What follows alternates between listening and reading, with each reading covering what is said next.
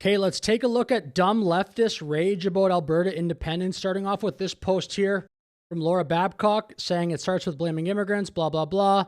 Let's cut the BS. Leaders of Alberta separation are effing racist. That's actually somebody else saying that, as you'll see. Let's take a look at this clip. And at first it starts with they're taking our jobs, our hospital spots, our education spots. Then it's like, we need to mass deport. Oh yeah, and we need a military. Can we get that military? What the fuck is that other than a prelude to this ice shit we're seeing in the US? I mean, come on, Canada. Don't let them do this because we lack the imagination or we're too good in our souls to believe that people might want that in this country. The racists want that. I'm not calling the premier a racist, but if your policies are making the racists happy, you got to think about that shit a little bit. It's time to see it for what it is. Let's cut through the bullshit. The people that are fueling the Alberta separatist movement are fucking racists.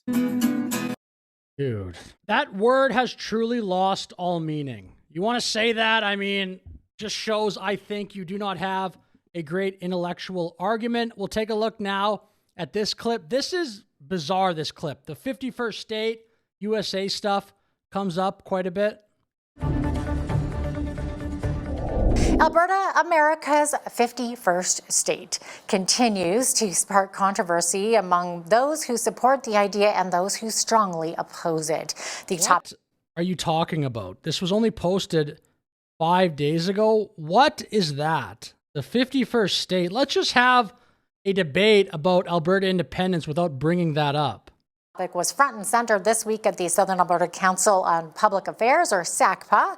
Tom Sindlinger, an international economic analyst, outlined what Albertans could face economically and politically if separatists were to win a vote. And my position on that, unequivocally and categorically, is no, we should not join the United States. So there's no economical reason for joining the United States. In fact, if I were an American, I would want to join Canada. The people that are on the pro-United States side think that they would get financial benefits from joining the United States. The answer to that question is you can't prove that. That will not happen. What are we doing here? What a waste of time. I mean, this is on the internet and it's like on a whatever video, so I'll react to it, but what are these people doing? You're just debating your own imagination. Come on, dude. Those ideas are silly. To be 5 million people isolated in the middle of the North American continent, it's just not going to work. Why? Plus, Switzerland does great, has a pretty small population. Other places, what about Monaco? What about Dubai? from a constitutional point of view, there are too many obstacles. Besides the fact that it won't even work. I don't know what motivates the people that are in favor of it, other than, I have no idea. Why would you ever want to do that? So you're not even trying to understand the other side? Why are you even giving your take then? Again, yeah, Dubai, UAE, Switzerland, Monaco. You can come up with a bunch of countries with pretty small populations that do great. What's happening? 5 million, by the way, is actually not that small.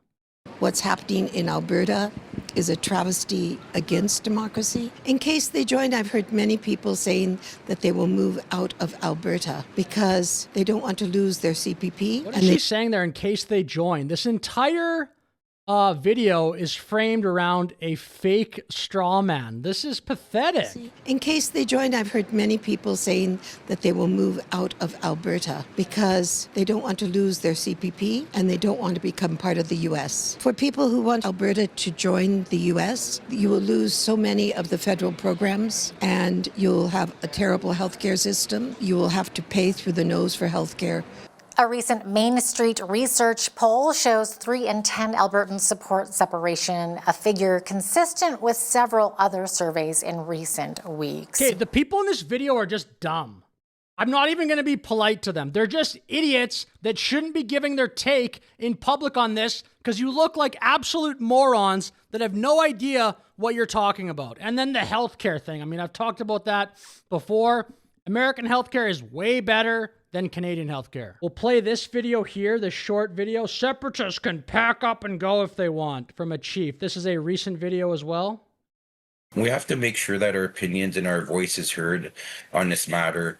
There's a lot of hurdles that have to be crossed before any of this could truly happen. And, we understand that there's a small group of people in Alberta that want to separate, and they're free to separate. They're free to pack up. They're free to go and do what they need to do. But, So condescending, dude. Oh, they're free to pack up and go. to talk about the resources like they're their resources, the resources belong to the First Nations people, and to understand what treaty is, What a clown world of a country.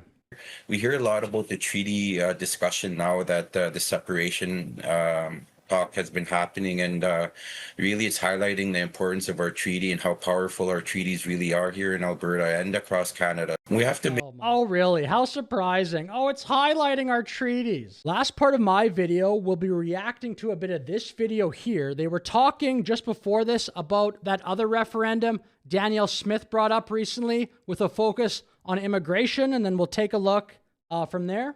The petitions around separatism, we assume, are going to be added then to the ballot come the fall. Do you assume that's the correlation then? Let's wait. We're 7 months away. There's a lot of time. A lot can happen in 7 months. So do you, one, assume it'll be added to the ballot? And two, do you think it's building momentum for this movement? Well, I think that it's building momentum to cloud the issue. When you have all of these questions that people are going to want to vote yes to, because I don't think that people are going to be inclined to vote no. There's already a predisposition to vote yes on any referendum question. We know this from the voter science that this isn't just people reviewing the question and determining what the best outcome is. There's psychology that goes into it. So Danielle Smith has created all these questions so that she wants them all answered yes. Is he trying to argue that people voting on 10 or 11 things is actually good for Alberta independence? I haven't heard that take yet. I think it's clearly bad for Alberta independence to have multiple questions all at once because it confuses people. I think he's trying to make the case that it's actually good for Alberta independence to have all these other questions. And we want them to answer no. We, the civil society, I think. Pretty bold move to say that, I think. Civil society, you think? We want them to answer no. We, the civil society, I think. And it's going to be difficult to get people to vote the right way. And then whatever question she asks for separation is going to be clouded by these other questions, these referendum questions. In fact, the Clarity Act would demand that a separation question, a true separation question, would only be asked by itself without these clouding questions overhanging the outcome of whether or not we're going to face separation as a province. So anyway, with that said, that'll be the end of this video. Please like, please subscribe, let me know your thoughts in the comments below, and have a great day.